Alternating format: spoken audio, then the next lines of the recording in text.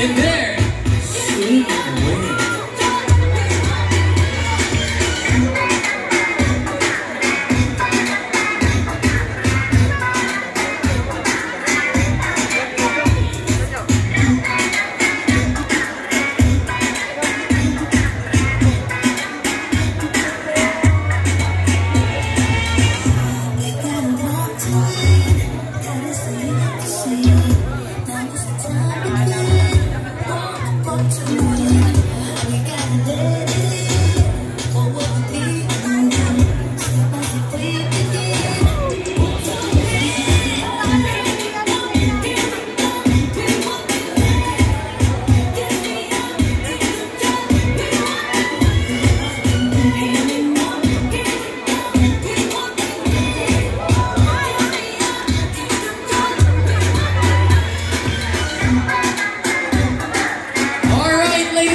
I know everyone's busy with their phones, but how about a round of applause for our Hunks in their swimwear?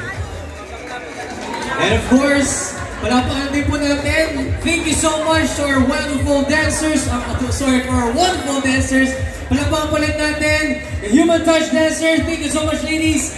We'll see you again next week for another round of our eliminations.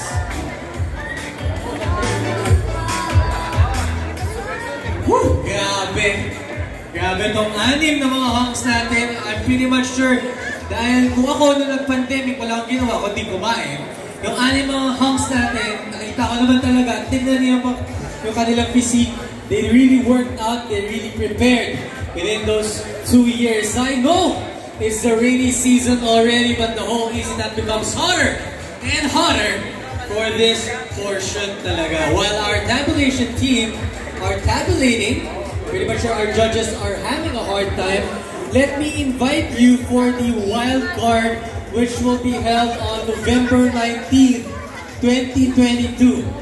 Fashion show pre-pageant will be on November 26th, 2022.